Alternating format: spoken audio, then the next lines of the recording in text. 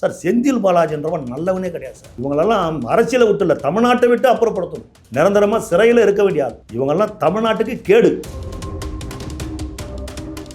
செந்தில் பாலாஜி திருந்தினா மாதிரியே இல்லை.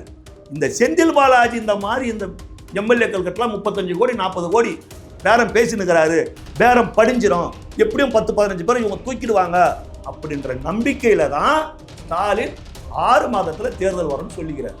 செந்தில் பாலாஜி கரெக்டாக வேலையை முடிச்சுடுவாரு. ஏன்னா சொன்ன மாதிரி அன்னைக்கு கரூரில் முடிச்சார்ல, 41 பேரை காலி பண்ணி ஒரு வேலையை கொடுத்தா கச்சிதமாக செய்வார் செந்தில் பாலாஜி. அப்போ முடிச்சுடுவாருன்னு அவர் நம்பினாரு. எல்லாம் சிக்கிக்கினாங்க, கையங்களுமா புஷ்டாங்க. ஆதாரப்பூர்வமா போடாத ரோட்டுக்கு பல கோடி ரூபாய் பில்லை பாஸ் பண்ணிக்கிறார் ஏவா வேலு. அந்த நிறுவனத்துக்கு ரோடு போட்டா மாதிரி பணம் கொடுத்துட்டாங்க. அவன் வாங்கிக்கிறான் பணத்தை. இது ஆதாரப்பூர்வமா சிக்கின உடனே மடமன் கிளம்பி சிங்கப்பூர் ஓடிட்டார். சிங்கப்பூர்ல போய் ஒளிஞ்சுனுக்கிறார். கேட்டா மருத்துவ சிகிச்சைக்கு நான் போனேன். ஏன்டா இங்கே 3 ஹாஸ்பிட்டலே பல இருக்குது. கருணாநிதியே போய் காவேரி ஹாஸ்பிட்டல பட்டாரு, அம்மா போய் அப்போலோல படுக்கிறாங்க. இங்க எல்லாம் இருக்குதுல்ல, அப்புறம் என்ன சிங்கப்பூருக்கு போற நீ? அப்படின்னா பெரிய பிரச்சனை உனக்கு. 30 வருஷத்துக்கு முன்ன ஒரு சாதாரண பஸ் கண்டக்டரா இருந்த ஏவாவனுக்கு இன்னைக்கு பல 1000 கோடி ரூபாய் சொத்து இருக்குது. எப்படிங்க வந்தது? பசங்க கஷ்டப்பட்டு படிக்கிறாங்க, கஷ்டப்பட்டு 10th மார்க் எடுக்கிறாங்க, +2 மார்க் எடுக்கிறாங்க, MBA MCN பண்றாங்க. அப்படி பண்ணா கூட அந்த குழந்தைங்களுக்கு 25,000 30,000 40,000க்கு மேல சம்பளம் கிடையாது. ஒரு மோந்திரம் வாங்க முடியல, ஒரு செயின் வாங்க முடியல. வாழ்நாள் பூரா அந்த கனவுகளோடவே அவன் போயினுக்கிறான், படிச்ச பையன். உங்களுக்கெல்லாம் எப்படா இவ்வளோ கோடி வருது? அடுத்த வேலை சாப்பாட்டுக்கு வழி இல்லாதுக்கிறீங்க. அரசியலுக்கு வந்து ஒரு கவுன்சிலர் ஒரு MLA ஆனவன 10 வீடு வாங்குறீங்க. உன் கட்சி வட்ட செயலரோட அராஜகத்தை தாங்க முடியல. லோக்கல் போலீஸ் ஸ்டேஷனை தான் கையில் தான் கண்ட்ரோலில் வச்சுக்கின்னு அவ்வளோ அமார கட்ட பஞ்சாயத்தை செஞ்சு மக்களை சொல்லனா துன்பங்களுக்கு ஆளாக்குனாங்க. அந்த நேரத்தில் தளபதி எழுச்சி தங்களை காக்க வந்த மனித புனிதனா மக்கள் அவரை கருதுனாங்க, உன்னை தோக்கடிச்சாங்க. அதனால தலைவர் ஒரு படத்துல சொன்னாரு, உன் கட்சி ஜெயிச்சாலும் ஜெயிக்கும், உன் தலைவனை ஜெயிக்க விட மாட்டேன்னு. அதை செஞ்சு காட்டினார்ல.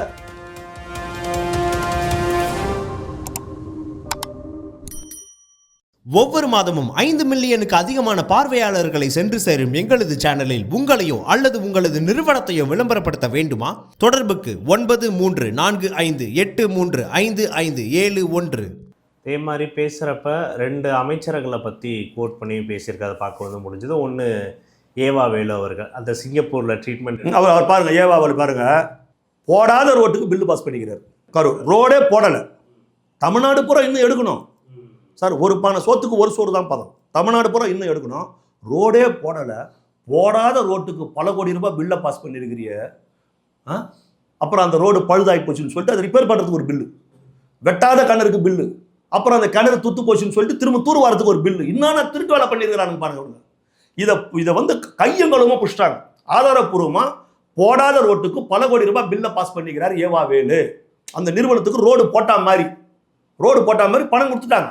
அவன் வாங்கிக்கிறான் பணத்தை. இது ஆதாரப்பூர்வமாக சிக்கின உடனே மடமன் கிளம்பி சிங்கப்பூருக்கு ஓடிட்டார். சிங்கப்பூரில் போய் ஒளிஞ்சுனுக்கிறார். கேட்டால் மருத்துவ சிகிச்சைக்கு நான் போனேன். ஏன்டா இங்கே 3 ஹாஸ்பிட்டலே பல இருக்குது. கருணாநிதியே போய் காவேரி ஹாஸ்பிட்டலில் பட்டாரு, ஸ்டாலின் அவங்க அம்மா போய் அப்போலோல படுக்கிறாங்க. எல்லாம் இங்கே எல்லாம் இருக்குதுல்ல, அப்புறம் என்ன சிங்கப்பூருக்கு போகிற நீ? அப்படின்னா பெரிய பிரச்சனை உனக்கு. அவ்வளோ என்ன பிரச்சனை உடம்புல இருக்குது? எதுக்காக நீ சிங்கப்பூர் மருத்துவமனைக்கு போய்கிற? ஏவா வேலுக்கு மருத்துவக் கல்லூரி இருக்குது. ஏவா வேலுக்கு மருத்துவக் கல்லூரி இருக்குது, தனியார் கல்லூரி இருக்குது, இந்த BA MA படிக்கிற அந்த காலேஜ் இருக்குது, டீச்சர் ட்ரைனிங் இருக்குது, நர்ஸு ட்ரைனிங் எல்லாம் இருக்குது. ஒரு கண்டக்டராக இருந்த ஏவா வேலுக்கு 30 வருஷத்துக்கு முன்ன ஒரு சாதாரண பஸ் கண்டக்டராக இருந்த ஏவா வேலுக்கு இன்னைக்கு பல 1000 கோடி ரூபாய் சொத்து இருக்குது. எப்படிங்க வந்தது? எப்படி வந்தது? பசங்க கஷ்டப்பட்டு படிக்கிறாங்க, கஷ்டப்பட்டு 10th மார்க் எடுக்கிறாங்க, +2 மார்க் எடுக்கிறாங்க, கஷ்டப்பட்டு பேரண்ட்ஸு காலேஜில் சீட் வாங்கி கொடுக்குறாங்க, BCom BCN கனவுகளோட போகிறாங்க. இன்னொரு டிகிரி படித்தாதான் மதிப்புன்னு சொல்லிட்டு இன்னொரு டிகிரி MBA MCN பண்ணுறாங்க. அப்படி பண்ணால் கூட அந்த குழந்தைங்களுக்கு 25,000 30,000 40,000க்கு மேலே சம்பளம் கிடையாது. அந்த பணத்தை வாங்கி வாடகை கட்ட முடியாத, கரண்ட் பில் கட்ட முடியாத, வண்டிக்கு டியூ கட்ட முடியாத, பெட்ரோல் போட முடியாத, செல்போன் ரீசார்ஜ் பண்ண முடியாத, ஒரு மெடிக்கல் செலவு பார்க்க முடியாத, அம்மா அப்பாங்களுக்கு சாப்பாடு போட முடியாத, ஒரு துணிமணி வாங்கி போடாத, கொடுமையில் கொடுமை இளமையில் வறுமைன்னுவான். அந்த கொடுமைகளோடு இந்த குழந்தைங்க முகம், பசங்க சின்ன பசங்க முகமே மாறி போயிருக்குது. நீ வறுமையில் மாறி போயிருக்குது. அந்த அளவுக்கு இந்த நாட்டை நாசப்படுத்தி கொள்ளையெடுத்து பல 1000 கோடி திருடி வச்சிருக்கிறீங்க. ஆனால் அவனால் உழைக்கிறவன், அவனால் 30-40,000 ரூபாய் பண்ண முடியல, ஒரு மோந்திரம் வாங்க முடியல, ஒரு செயின் வாங்க முடியல. வாழ்நாள் பூரா அந்த கனவுகளோடவே அவன் போயினுக்கிறான், படித்த பையன். உங்களுக்கெல்லாம் எப்படா இவ்வளோ கோடி வருது? அடுத்த வேலை சாப்பாட்டுக்கு வழி இல்லாதுக்கிறீங்க. அரசியலுக்கு வந்து ஒரு கவுன்சிலர் ஒரு எம்எல்ஏ ஆனவன 10 வீடு வாங்குறீங்க, கார் வாங்குறீங்க, பங்களா எப்படி உங்களால் முடியுது? அப்படி என்னதான் தொழில் பண்றீங்க நீங்க? எங்களுக்கு ஒன்றும் புரியலையே, எப்படி வருது இத்தனை ஆயிரம் கோடி? அப்போ இனி மக்கள் கேட்க ஆரம்பிக்கிறாங்க, ஆமா உனக்கு எப்படி வந்தது இதெல்லாம்? இவ்வளோ காலம் எங்களை நீங்க ஏமாற்றி வச்சிருக்கிறீங்க. ஒரு ட்ரெயின் ஏறி புரட்சித்தில் அம்மா சொல்லுவாங்க, திருட்டு ரயில் ஏறி வந்த குடும்பம் கருணாநிதி குடும்பம். ஒரு திருட்டு ரயில் ஏறி டிக்கெட் கூட வாங்காம பஞ்சம் பிழைக்கிறதுக்காக வந்த ஒரு குடும்பம் இன்னைக்கு ஆசியாவிலேயே மிகப்பெரிய பணக்கார குடும்பமா எப்படி மாறுச்சு? எப்படி வந்தீங்க இவ்வளவு பெரிய உச்சத்துக்கு? நீங்க எங்க இருந்து வந்தது உங்களுக்கு இவ்வளோ? எம்ஜிஆர், புரட்சி தலைவர் எம்ஜிஆர் இருந்தாருன்னா சினிமாவில் உச்ச நட்சத்திரமா இருந்தாரு, சம்பாரிச்சாரு, சொத்து சேர்த்தாரு. புரட்சி தலைவர் அம்மா சினிமாவில் உச்ச நடிகா இருந்தாங்க, சம்பாரிச்சாங்க, சொத்து சேர்த்தாங்க. தளபதி இருக்கிறாருன்னா சினிமாவில் உச்ச நட்சத்திரமாகிறார், சம்பாரிச்சார், சொத்து சேர்த்தாங்க. இவங்கெல்லாம் என்ன பண்ணாங்க? எங்க எப்படி வந்தது உங்களுக்கு இதெல்லாம்?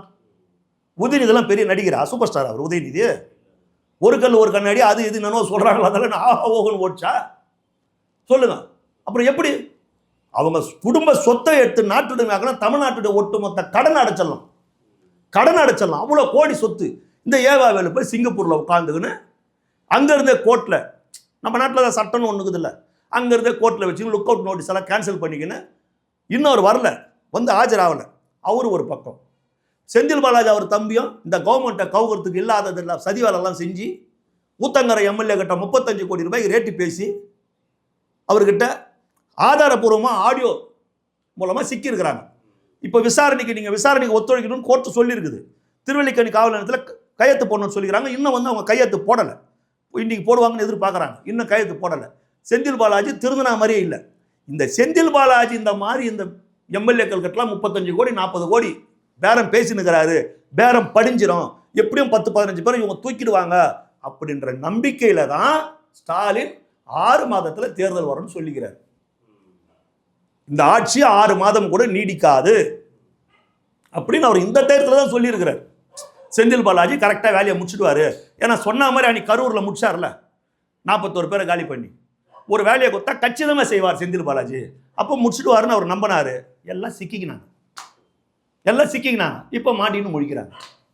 ஸ்டாலின் அவர்கள் பற்றியும் மென்ஷன் பண்ணி விஜய் அவர்கள் பேசுகிறப்ப நான் இன்னொரு அமைச்சரை தான் சொன்னேன், ஸ்டாலின் அவர்கள் மேலே எனக்கு எப்போவுமே ஒரு கரிசனை இருக்குது அப்படின்னு சொல்லிட்டு ஃபன்னியாக சொல்லி இந்த பார்க்க வந்து முடிஞ்சது. இன்னும் அந்த குளத்தூர் விஷயத்தை விஜய் அவர்கள் ஆமாம் கொத்து பரோட்டா போட்டாங்க. ஆமாம் பேசுன்றீங்க. நான் ஒரு 5 நிமிஷம் பேசுனதுக்கு நீங்கள் என்ன ஆனீங்க? கொத்து பரோட்டா போட்டாங்கல்ல, குளத்தூரில் என்ன ஆச்சு? எவ்வளோ அசிங்கமாக அழுதுக்கணும், உன்னை வண்டியில் வச்சுக்கிட்டு தள்ளிக்கின்னு போனாங்க. சேகர் பாபெல்லாம் அப்படியே தள்ளிக்கணும், நீ அழுவ, சேகர் பாபுல மக்கள் அழுவா. நான் கூட பல முறை சொன்னேன், தேசத்தில் இந்த நாட்டில் தேர்தலில் ஜனநாயகத்தில் வெற்றியும் தோல்வியும் சகஜம். இந்த நாட்டில் பெருந்தலைவர் காமராஜர் தோற்றிருக்கிறார். 10 ஆண்டு காலம் சிறையில் இருந்தவர், 9 ஆண்டு காலம் தமிழ்நாட்டுடைய முதலமைச்சராக இருந்தவர். தான் இறக்கிற பொழுது கூட 10 வேட்டி 10 சட்டை 110 ரூபாய் பணத்தை மட்டும் தன் பெட்டியிலே வைத்து விட்டு சென்ற பிழைக்க தெரியாத முதலமைச்சர் கர்ம வீரர் காமராஜர் இந்த மண்ணிலே தோற்றிருக்கிறார். விருதுநகரில் சீனிவாசன் என்கிற ஒரு சிறு மாணவனிடத்தில் தோற்றிருக்கிறார். நிருபர்கள் பெருந்தலைவரத்தில் கேட்டாங்க, ஐயா இவ்வளெல்லாம் செஞ்சீங்களே, ஒரு சின்ன பையன் உங்களை தோக்கடிச்சிட்டானே. அப்போ பெருந்தலைவர் காமராஜர் சொன்ன ஒரு வார்த்தை, இதுதான் ஜனநாயகம், இந்த ஜனநாயகத்துக்காக தான் நாங்கள்லாம் பாடுபட்டோம், இதுதான் சுதந்திரம். ஒரு பெருந்தலைவனை ஒரு சின்ன பையன் தோக்கடிச்சால இதுதான் சுதந்திரம் என்று காமராஜர் சொன்னார். இந்த நாட்டில் இந்த மாநிலத்தில் அம்மா தோற்றுருக்கிறாங்க சுகவந்துக்கிட்ட, இந்திரா காந்தி தோற்றுருக்கிறாங்க. அவங்கெல்லாம் உன்ன மாதிரி ஒப்பாரி வச்சு சுற்றுறாங்களா? உன்ன மாதிரி அழுது கண்ணீர் விட்டு கதறினாங்களா? காமராஜர் தோற்றப்ப இந்த நாடு அழுது, காமராஜர் அழுது. புரியுதுங்களா? நீ செட் பண்ணி அழுகுற, ஓன்னு அழுதா 500 ரூபாய், அச்சின்னு அழுதா 1000 ரூபாய், வண்டி முன்னாடி உருண்டு பரண்டு அழுதா 5000 ரூபாய், பேக்கேஜில் அழ வைக்கிறீங்க ஆளுங்களை சேகரபா வச்சு. அசிங்கமாக அவமானமா இல்லை? இப்போ மீண்டும் போய் மக்களை சந்திங்க. ஏன் தோத்தன்னு யோசிங்க. ஏன் தோத்த? உன் மாவட்ட செயலரோட அராஜகத்தை தாங்க முடியல, உன் கட்சி கவுன்சிலர்கள் பண்ணுற அராஜகத்தை அமக்களத்தையும் தாங்க முடியல, எவனும் வீடு கட்ட முடியல, கல் மண் இறக்க முடியல, கம்பி இறக்க முடியல. அப்படி கொட்டினாலே வந்து கிட்ட நின்றுக்கிறான், அப்படியே சூழ்ந்துக்கிறான். 10 லட்சம் கொடு, 20 லட்சம் கொடுன்னு ஸ்கொயர் ஃபீட்டுக்கு ரேட்டு பேசுகிறான். யாராலே முடியல. உன் கட்சி வட்ட செயலரோட அராஜகத்தை தாங்க முடியல, லோக்கல் போலீஸ் ஸ்டேஷனை தான் கையில் தான் கண்ட்ரோலில் வச்சுக்கின்னு அவ்வளோ அமார கட்ட பஞ்சாயத்தை செஞ்சு மக்களை சொல்லனா துன்பங்களுக்கு ஆளாக்குனாங்க. அந்த நேரத்தில் தளபதி எழுச்சி தங்களை காக்க வந்த மனித புனிதனா மக்கள் அவரை கருதுனாங்க, உன்னை தோக்கடிச்சாங்க. அதனால தலைவர் ஒரு படத்துல சொன்னாரு, உன் கட்சி ஜெயிச்சாலும் ஜெயிக்கும், உன் தலைவனை ஜெயிக்க விட மாட்டேன்னு. அதை செஞ்சு காட்டினார்ல, தளபதி. அப்புறம் வாங்க மறுபடியும் வாங்க மக்களை சந்திங்க வாங்க. எதுக்கு தேர்தல் வரன்றீங்க? அசிங்கமா இல்லை உங்களுக்கு? அப்புறம் எதுக்கு சொன்னீங்க 6 மாதம் நாங்கள் பொறுமையாக இருப்போன்னு? 6 மாதங்கள் பொறுமையாக இருக்கணும் பெருந்தலைவர் காமராஜர் சொன்னார். 67 அண்ணா ஆட்சிக்கு வந்தப்போ காமராஜர் சொன்னார், 6 மாதங்கள் இந்த ஆட்சியை நான் விமர்சிக்க மாட்டேன். ஏன்னா இப்போதான் புதுசாக வந்திருக்கிறாங்க, எந்தெந்த டிபார்ட்மெண்ட் எங்கே இருக்குதுன்னு அவங்க தெரிஞ்சுக்கிறதுக்கு 6 மாதம் தேவைப்படும் காமராஜர் சொன்னார். நீ அதே டைலாக் எடுத்து விட்டிய, கரெக்டாக 6 மாதம் இருந்தியா? 6 மணி நேரம் கூட உன்னால் பொறுக்க முடியல. 6 மணி நேரம் பொறுத்தியா? அவ்வளோ சீக்கிரம் ஆஹா முடியல கஷ்டமாக இருக்குதுன்ற புரிஞ்சுங்களா? நீ சொல்கிறதால நீ என்ன காமராஜர் ஆகிட போறியா? கிடையாது. இப்போ 2 மாதம் தாங்க ஆகுது, 60 நாள் தாங்க ஆகுது. இந்த ஆட்சி கவுந்துரும், இந்த ஆட்சி நிலைக்காது, இந்த ஆட்சி நீடிக்காது. ஐயோயோயோ, ஆமாம், எவ்வளோ முடியலையே உன்னால? 2 மாதம் தானே ஆகுது, இவ்வளோ சீக்கிரம். மக்கள் இந்த ஆட்சியை பாராட்டுறான், மக்கள் ஏற்றுக்கிறான், எங்கே போனாலும் நல்ல ஒரு நேர்மையான ஒரு ஆட்சி நடக்குதுங்க. கொஞ்சம் பொறுமையாக இருக்க சொல்லுங்க இவனுங்க. அவர் எல்லா பிரச்சனையும் முடிச்சுடுவார், எல்லா பிரச்சனையும் முடிச்சுடுவார். காவிரி இஷ்யூலேருந்து எல்லா பிரச்சனையும் கரெக்டாகும். நீ பொறுமையா இரு. அதை தான் நீ தலைமை சொல்லிக்கிறாரு. மேகதாது பிரச்சனை எடுக்கிறானுங்க, விஜய்க்கு என்ன தெரியும், எனக்கு என்ன தெரியும், சும்மா நான் பேச மாட்டேன், செஞ்சு காட்டுவேன். பேசி என்ன பிரயோஜனம்? இப்போ நான் பேசி அந்த முதலமைச்சரை சீண்டி விட்டு என்னை ஆட்ட முடியாது, என்னை அசைக்க முடியாது, நீ கட்ட இதெல்லாம் எதுக்கு? விவகாரத்தை பண்ணி கொடு. எப்படி செய்யணுமோ ஒரே வார்த்தை சொல்றாரு, ஒரு நாளும் மேகதாதுவை கட்டுவதை நாங்கள் அனுமதிக்க முடியாது, எங்கள் உரிமையை விட்டு கொடுக்க முடியாது. அவ்வளோதான் ரிசல்ட். சும்மா உன்னை எதுக்கு? அப்புறம் நீ நாங்கள் பேசுகிறோம் வா. மேகதாது என்ன, காவிரி இஷ்யூ என்ன, அந்த காவிரி இஷ்யூ யாரால வந்தது, யாருடைய ஆட்சியில் எண்ணற்ற அணைக்கட்டுகள் கட்டப்பட்டது, யார் காவிரியில் துரோகம் செஞ்சது, நாங்கள் பேசுகிறோம் வா. ஒரு முதலமைச்சருக்கு 1008 வேலை இருக்கும், உன்ன மாதிரி கிடையாது சும்மா பேசின்னு கதை பேசி உட்காந்துக்கிறது. புரியுதுங்களா? அவருக்கு நிறைய வேலை இருக்கும். அதை தான் தளபதி தெளிவாக சொல்கிறார். இவங்களுக்கு அதை தாங்க முடியல. இனி எந்த தேர்தல் வந்தாலும் திமுக இனி தமிழ்நாட்டில் தலை எடுக்காது. இதுதான் கல நிலவரம். இந்த கேஸுக்கான தீர்ப்பை எப்போ சார் எதிர்பார்க்குது? ஏன்னா இப்போ விஜய் அவர்களை சுற்றி இருந்த ஒவ்வொரு விஷயமா கிளியர் ஆகுது. ஜனநாயகன் படம் முடங்கி இருந்தது, சென்சார் நேற்று நல்லபடியாக கொடுத்துட்டாங்க, படமும் ரிலீஸ் ஆகிற வேலையில் வந்திருக்கு. அடுத்த எல்லாருமே திரும்புறதுன்னா விஜய் அவரோட பர்சனலாக அந்த டைவர்ஸ் இஷ்யூ, அது கோர்ட்டு என்னைக்கு ட்ரையல் வருதோ பார்த்துக்கலாம். பட் முக்கியமாக இந்த கரூர் சிபிஐ விவகாரம், அவங்க என்னைக்கு சார்ஜ் ஷீட் கொடுக்குறத எதிர்பார்க்குறது. இன்னொன்று, செந்தில் பாலாஜி இன்வால்வ் ஆயிருக்காருன்றது எல்லாருக்குமே தெரியுது. செந்தில் பாலாஜி மேலே 1008 கேஸ் இருக்குது. இதையும் தவிர இதை என்னைக்கு நம்ம எதிர்பார்க்குறது? கூடிய விரைவில் சட்டம் தன் கடமையை செய்யும். சிபிஐ என்ன செய்யுதுன்னு பார்க்கணும். தமிழ்நாடு அரசு உரிய நடவடிக்கைகள் எடுக்கும். இதுக்கான விசாரணை குழுலாம் வரும், நீதிமன்றத்துக்கு போவாங்க. பல சந்தேகங்களுக்கு நிச்சயமாக கிடைக்கும். அவங்க தரப்புலேயே அப்ரூவர்லாம் வருவாங்க பாருங்கள், வருவாங்க பாருங்கள், வெயிட் பண்ணுங்கள், அவசரப்பட வேண்டாம். அவங்க தரப்புலேயே அப்ரூவர்லாம் வருவாங்க, குற்றவாளிகள் தரப்புலேருந்து அப்ரூவர்லாம் வெளியே வருவாங்க. எல்லா பிரச்சனையும் விறுவிறுன்னு முடியும். புரிஞ்சுங்களா? தளபதி அந்த இடத்த போய் பார்க்குறாருன்னா அவர் எவ்வளோ வேதனையும் அழையா, நம்மளுக்கே கஷ்டமாகுதுன்னா அவருக்கு எப்படி இருக்கும்? அவர் மேலே உயிரே வச்சு பார்க்க வந்தவங்க அந்த இடத்துல உயிரே போச்சுன்னும் போது அவருக்கு எவ்வளோ வேதனை இருக்கும்.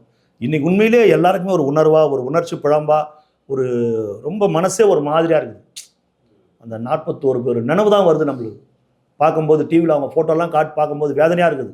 சே என்னடா இது அப்படின்னு. அரசியலில் நம்மளாம் இதெல்லாம் தெலுங்கு படத்தில் தான் பார்த்துருப்போம். இதெல்லாம் நேர்லேயே பார்க்குறோமே, இவ்வளோ வெறி பிடிச்சி இவங்க அலையிறாங்களே, இப்படியெல்லாம் கூட நடக்குதா சார்? செந்தில் பாலாஜின்றவன் நல்லவனே கிடையாது சார். தமிழ்நாட்டை அரசியலை மட்டுமல்ல, தமிழ்நாட்டை மட்டும் அப்புறப்படுத்த வேண்டிய ஒரு ஆள், நிரந்தரமாக சிறையில் இருக்க வேண்டிய ஆள். சிலர்களை விரல் விட்டு சொல்லிடலாம். செந்தில் பாலாஜி, இன்னும் ஒரு சிலர் இருக்கிறாங்க திமுகவில், அவங்க பேரெல்லாம் சொல்ல விரும்பலை. இவங்கெல்லாம் தமிழ்நாட்டுக்கு கேடு. இவங்களெல்லாம் அரசியலை விட்டு இல்லை, தமிழ்நாட்டை விட்டு அப்புறப்படுத்தணும், நிரந்தரமாக சிறையில் இருக்கணும். இப்பேற்பட்ட ஆளெல்லாம் அரசியல் இருக்கக்கூடாது. ரவுடித்தனம் பண்ணுறது, ரவுடிசம், கட்ட பஞ்சாயத்து, இதெல்லாம் இருக்கக்கூடாது அரசியலில். இளைஞர்கள் வரணும், படித்தவங்க வரணும், நல்லவங்க வரணும், நேர்மையானவங்க வரணும், அரசியல் மாறணும். இந்த பழைய படம்லாம் இனி ஓடவே கூடாது தியேட்டரில். இவங்க கதையெல்லாம் முடிக்கணும், இவங்களெல்லாம் முடிக்கணும். எங்கள் அப்பா காலம், எங்கள் தாத்தா காலம், அந்த திமிரில் தான் இவனுங்கெல்லாம் ஆனானு. தாத்தா காலத்துலேருந்து ஓட்டு போடுறோம் திருந்தலை, அப்பா காலத்துலேருந்து ஓட்டு போடுறோம் நீங்கள் திருந்தலை. அப்போ செருப்பட்டு அடிக்கணும் இவனுங்களை, நீங்கள் திருந்தலை. இப்படியே இருப்பாப்ப எங்களெல்லாம் பார்த்தா பைத்தியக்கார மாதிரி தெரியுது உங்களுக்கு. இப்படியே காலம் பூரா எங்களை உணர்ச்சியை தூண்டி விட்டு எங்களை ஏமாற்றி குளிர் காஞ்சி நிற்கிறீங்க. இனி வச்சு செய்யணும்டா, அவங்களெல்லாம் வச்சு செய்யணும். ரவுடி பையன் கிட்ட சேர்க்கக்கூடாது, இவன் பொறுக்கி பையன், இவன் பேக்ரவுண்டு சரியில்லை, கிட்ட சேர்க்கக்கூடாது, சேர்க்கக்கூடாது. உனக்கு என்ன ரவுடி பையனுக்குன்னு அரசியல் வேலை, பொறுக்கி பையனுக்குன்னு அரசியல் வேலை, இன்னும் அரசியல் வேலை. சப்பி விற்கிறவன், சாராயம் விற்கிறவன், கெஞ்சா விற்கிறவனுக்குலாம் என்ன அரசியல் வேலை? இது பொது சேவை. நீ எல்லாம் வந்த தோட்டு தான் இது சாக்கடி ஆகி போச்சு. இவனை பூரா அப்புறப்படுத்தணும். படித்தவன், பண்பாளன், படிக்கலைனாலும் நேர்மையானவன், நல்லவன், நல்ல அரசியலுக்கு வரணும்.